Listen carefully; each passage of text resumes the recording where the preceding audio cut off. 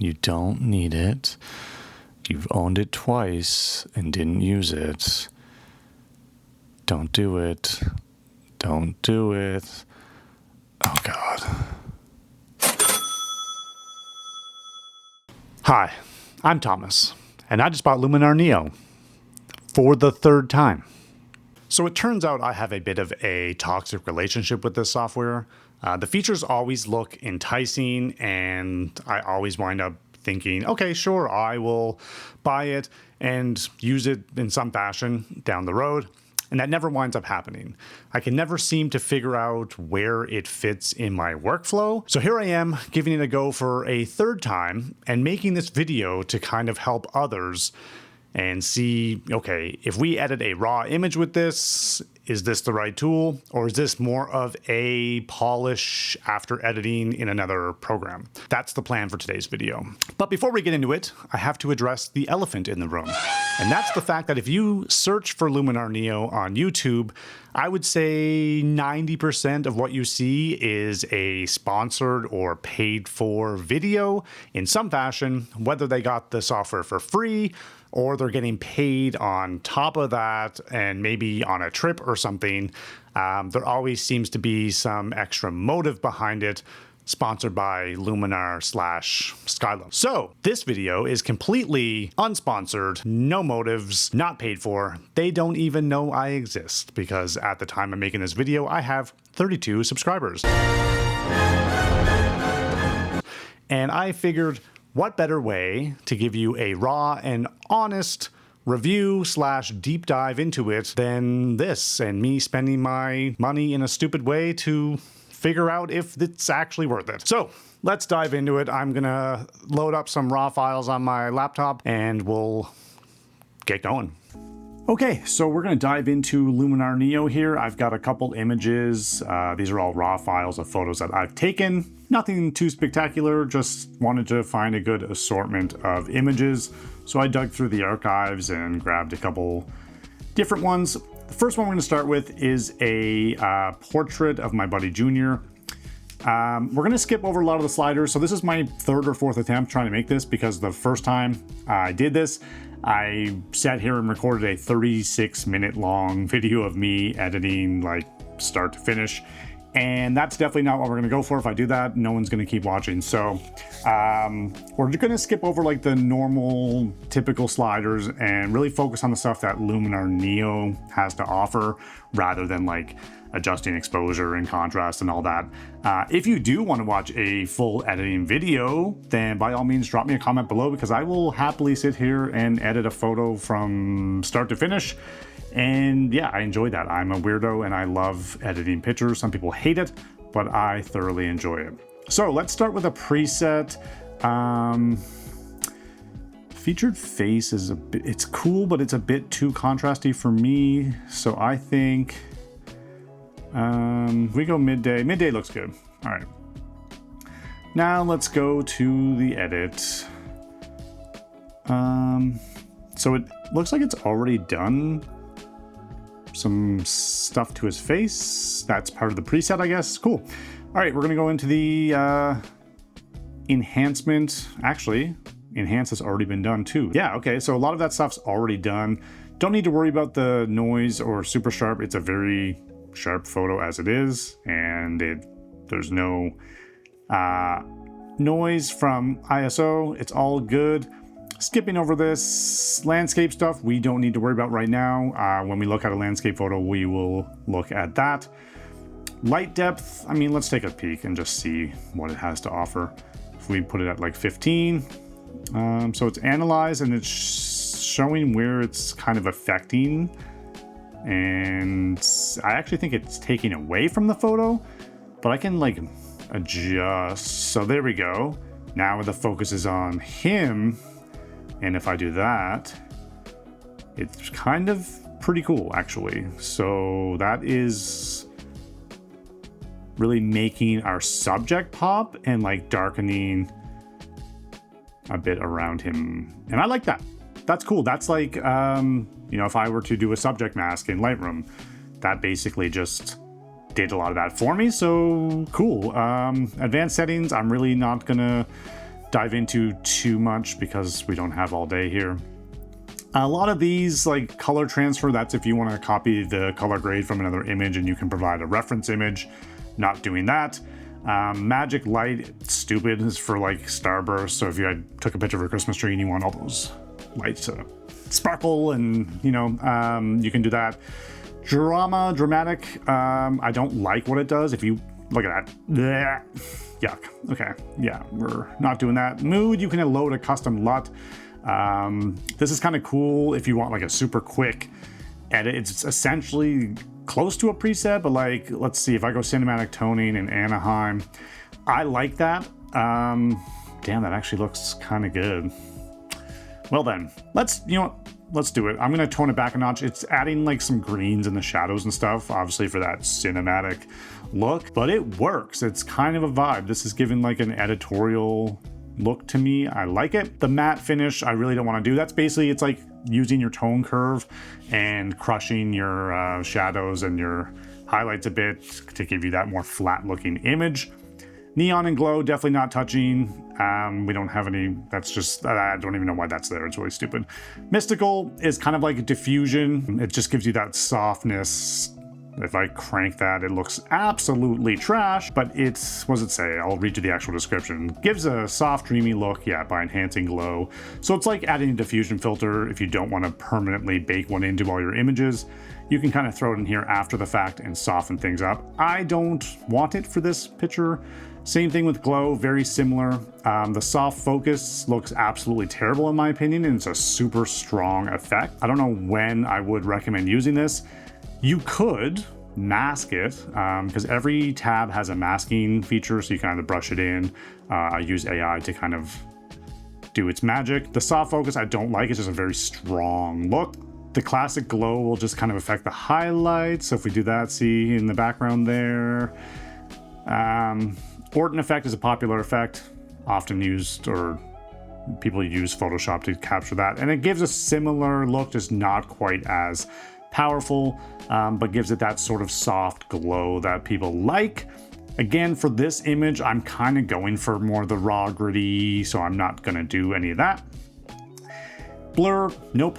Film grain, I like film grain, but again, for this photo, I don't know, maybe a touch of it would be cool. So that's very subtle. If we punch in here and before, after, you can kind of see it. It's not terrible, actually. It works. We'll leave it at around 15. It's subtle. It's just a nice, again, I said I wanted gritty, so why not? Portrait, this is what we're looking for since we're doing a portrait. Face light. This can definitely, like, if, let's see, if you do that 100, that looks terrible. And it just ruins details in the face. So we will use this sparingly, but it is nice if they're, the face is just not as prominent as you want it to be. And I think, yeah, I would say around 18 probably. Before, after, that's like believable. I feel like that looks like, it looks good. Not bad. Slim face, I don't need to slim his face. It does work quite well, I have to say. So we do that like before, after. I know it looks weird, but if you zoom out, whoops. If you take a look, let's go back to edits because I don't need to slim his face. It's like, there's the before, after. Look at his face. If I didn't, or if you didn't know what he looked like beforehand, it's quite believable. Obviously, I would never use 100%, but I gotta say, it works well. If you're doing editorial stuff, fashion, whatever, and you need to kind of slim someone's face, I would use it again sparingly, but for him, I do not need it, so we'll go back and bring that back to 0. What else we got in there? Skin, it's already been applied, just to soften the skin. I do not like the skin softening in Luminar Neo, I'll be honest, because I find it just, let's see, if we go to the edits and we go to skin, if I show you before, after, of course you can't see it with all the other stuff applied, but it just kind of makes it look blurry and sucky, and I don't like it. I actually am starting to use Lightroom's skin softening like definitely sparingly and at very low adjustments, but it works. I find it still looks way better than this. Pros will obviously use Photoshop, but Lightroom seems to do the trick for me for now, and it's getting better and better. Again, this is at 50. I would probably reduce this to like probably half that, so 25 looks more believable.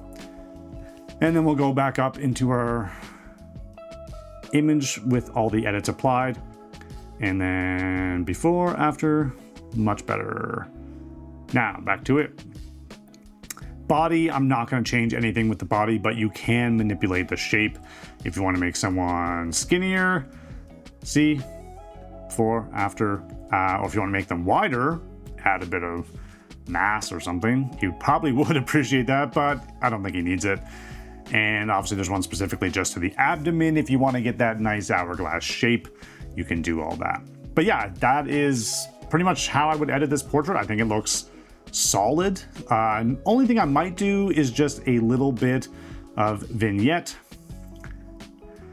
And it's, well, yeah, it's definitely way less powerful than the vignette in Lightroom.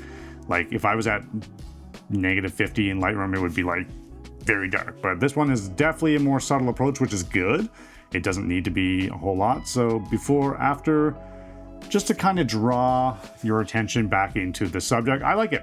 So overall, here's what we started with. Here's what we got. I think that looks solid, honestly.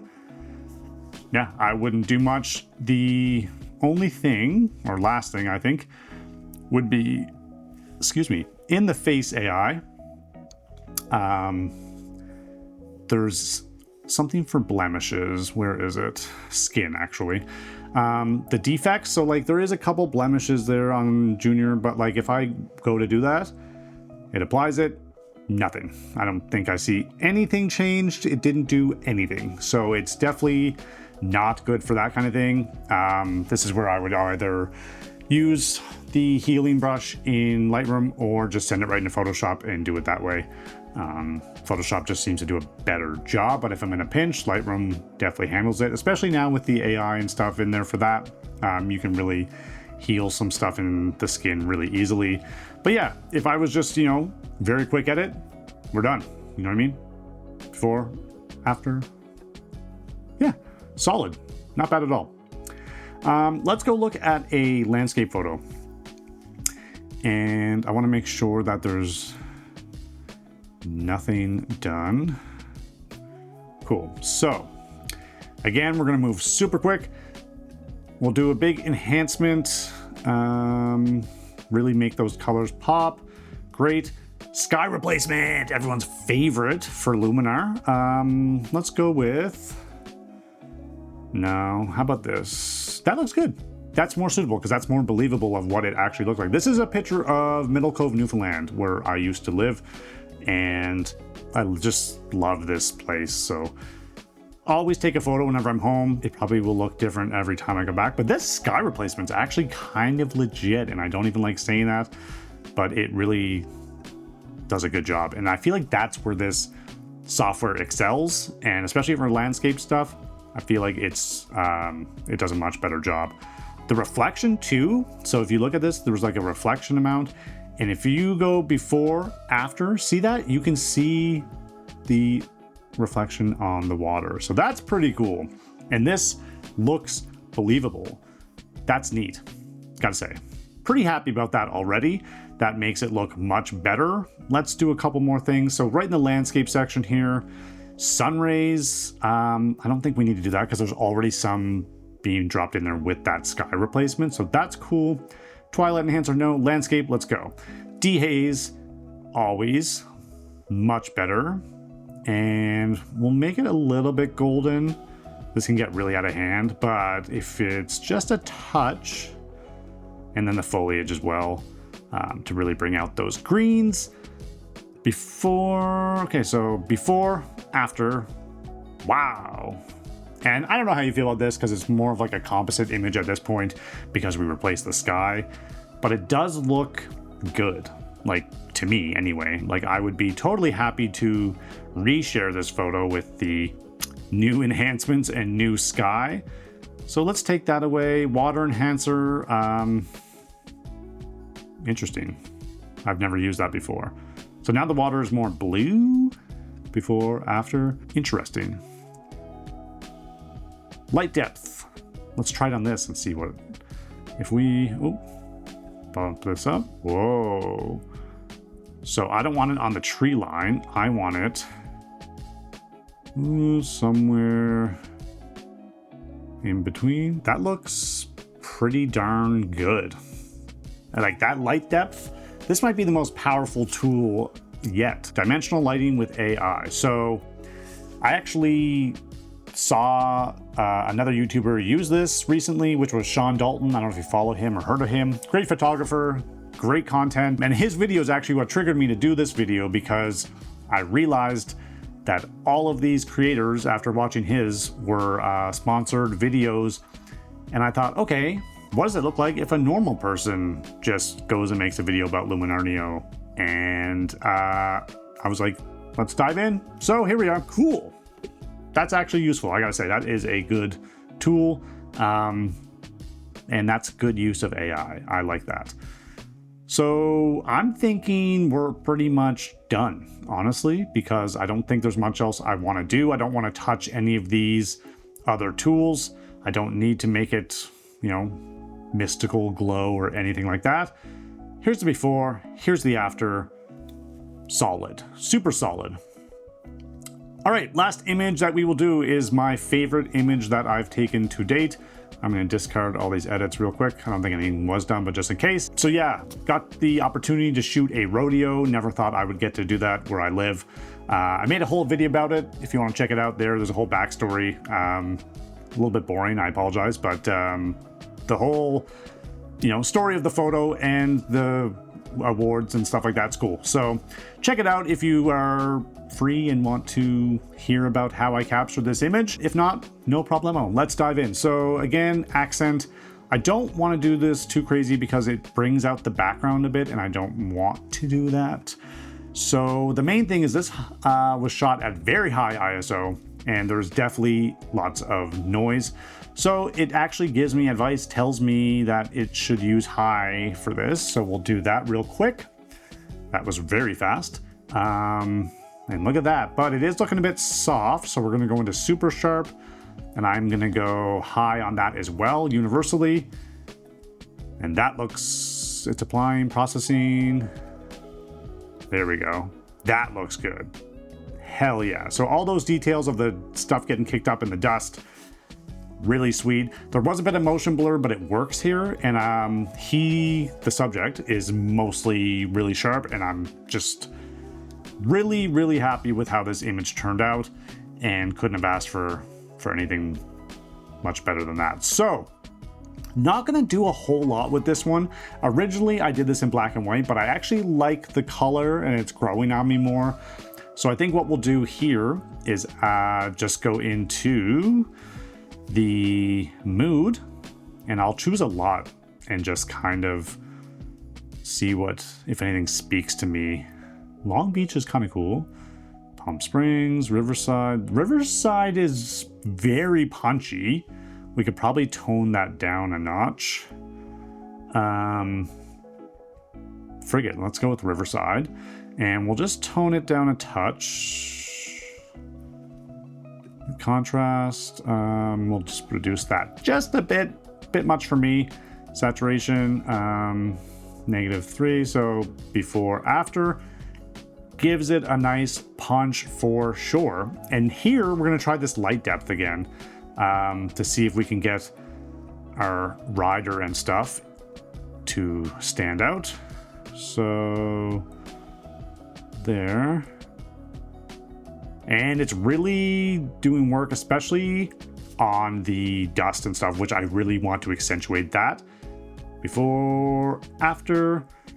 And then we will go into the advanced settings here, because for the brightness far, I kind of want to darken that and make it stand out more. So, before, after. I think that looks pretty darn good. And the last thing we'll do, maybe go into the I don't really mess with color harmony too much, never have, but you can really get deep here, and I don't want to spend too much time going with all the split toning, color contrast, all that stuff. Brilliance, like look at, boom, that's crazy. Probably a bit too much because it's already looking quite punchy. I don't want to really cook the photo, but that's good. That looks good. I will do a vignette because I do like usually I use like a radial in Lightroom and kind of invert it, and then just to help bring your attention to the subject more. But with this, I'll choose the subject around here, and then we'll go vignette. Maybe that was a bit high. Let me try that again. There. And yeah, not too crazy. Before, after. We don't want to overdo it. Cool. Size. Yeah, we'll leave it default. I think that looks pretty darn good. We could probably obviously take it up a notch and get crazy, like structure. This is kind of like your texture and clarity in Lightroom. So if you bump it up a bit, not too much. I think we're getting like details on the horse and everything. Yeah, that looks pretty damn good, I gotta say. I'm super stoked on that. I just love this photo, so I'm very proud, and I could edit it 1,000 different ways. But honestly, this looks good. The only thing I don't like is the background is just a bit too bright for me. I would like to, do a mask and then darken the background and stuff. But for now, yeah, I think we're at a pretty good spot. So yeah, that's pretty much it. I think that covers almost everything. There's definitely a use to this software, and even editing straight from a raw image, I think you can do a lot and make a lot happen. Would it replace Lightroom for me? Maybe not, but I'm happy to spend the money on it, and I will find a use case for it.